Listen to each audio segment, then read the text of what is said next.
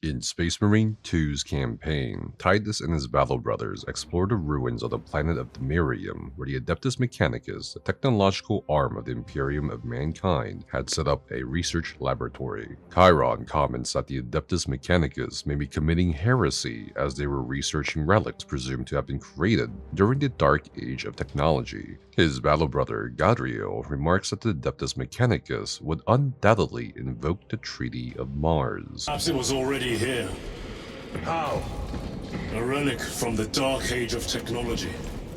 This is heresy. They will no doubt invoke the Treaty of Mars. This damned quest for knowledge.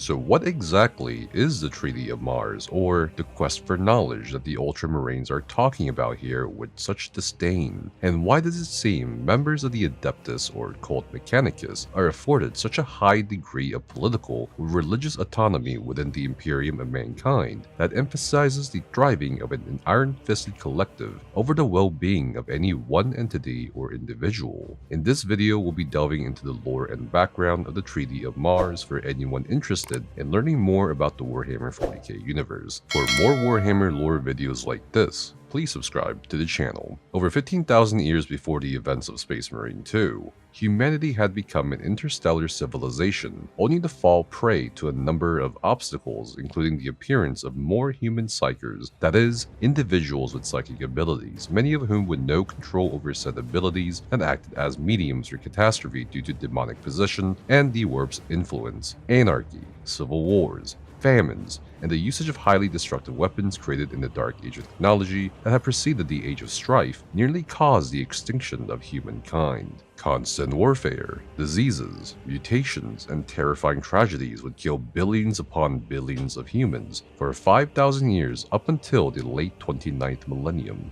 The Emperor of Mankind, who had haunted humanity behind the scenes as a highly intelligent and powerful psyker since the Neolithic era, finally came forth into the light during this age of strife in response to the catastrophes that almost eliminated humanity. The Emperor of Mankind, through warfare and some diplomacy, started to unite all of humanity beneath what is now the Imperium, starting with the original home planet of humans, Earth, or Terra. Once the Emperor had established control of Terra, he looked to Mars, which had previously maintained good relations with Terra before the Age of Strife. Just like every other human planet, Mars had not been unscathed by the events of war or plagues, and as part of adapting and overcoming their challenges, the people of Mars turned towards a religion that emphasized the preservation and accumulation of technological knowledge required for their continued survival. Thus, over time, as politics took effect, the cult Mechanicus became the de facto religion of Mars, with its devotees and tech priests dedicating their entire lives to the machine god as they pursued ancient technology to help rebuild and defend what was left of humanity on Mars. This manner of zealous research and scavenging in an attempt to understand their machine god's will became known as the quest for knowledge, something all followers of the cult Mechanicus regarded as paramount and the singular most important creed above almost any other thing or person, for the cult believes all knowledge already exists somewhere out there and that they just need to find it to have the universe make sense. Eventually, Mars became a shadow of its former self as forged cities were built high into the pink skies of the now red planet.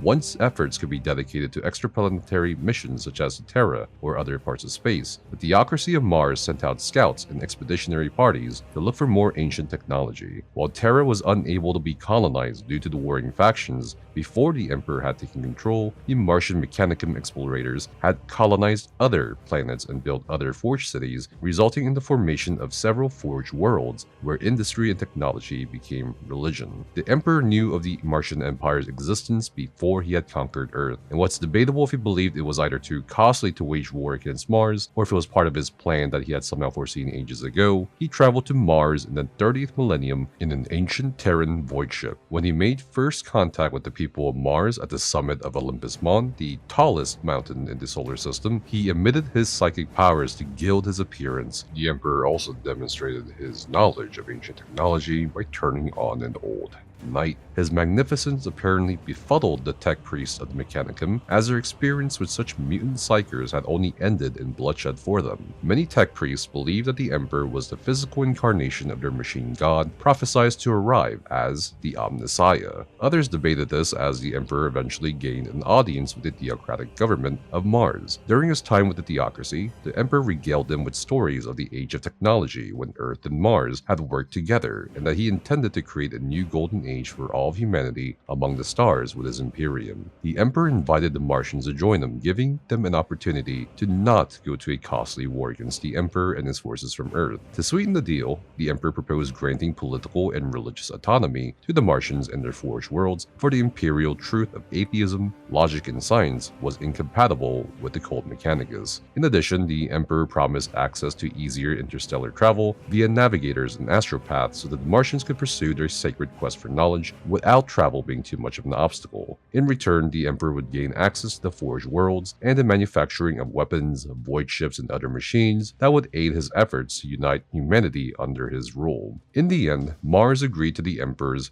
proposal, but not before both sides added a couple of compromises. The cult Mechanicus fixated on the Emperor as their ApoAlaia, and assumingly, the Emperor, despite having a distaste for superstition or such beliefs, reluctantly accepted to gain cooperation. The Emperor also then asked if, as the ApoAlaia, the cult could ban pursuit of knowledge pertaining to specific things like fully self-aware artificial intelligence and a number of other things that could be used by or in conjunction with the forces of chaos. Despite their reluctance, the theocratic government of Mars agreed to this last stipulation, and so the Treaty of Mars, or the Treaty of Olympus Mons, became formalized as a binding diplomatic agreement between the Emperor of Mankind himself and the ancestors of today's Adeptus Mechanicus. This bond would endure even 10,000 years later in the 41st millennium, where members of the Adeptus Mechanicus are less likely to face consequences for accused heresy by the forces of the Inquisition or the Adeptus Ministorum. It was the Emperor himself who forged and kept this bond even after the civil war of the Horus Heresy, even went as far as to changing his personal sigil from the Raptor Imperialis to the Aquila that now represented Terra and Mars as the foundation of his Imperium. Most of humanity, and even the Space Marine chapters, are hesitant to move recklessly against members of the Adeptus Mechanicus for this reason, and this is why Gaidrio in Space Marine 2 made the comment that even if they were to flag the research of the Adeptus Mechanicus as heresy, more than likely such accusations would be inevitably tied up in a lot of bureaucratic and political red tape due to the Treaty of Mars. I hope this helped give more insight into the lore of the Warhammer 40k universe, particularly for those who are being introduced to it in the phenomenal Space Marine 2 campaign. Thank you for your support, and if you could, please do subscribe to the channel as it helps me a lot. Until next time, stay safe and have fun.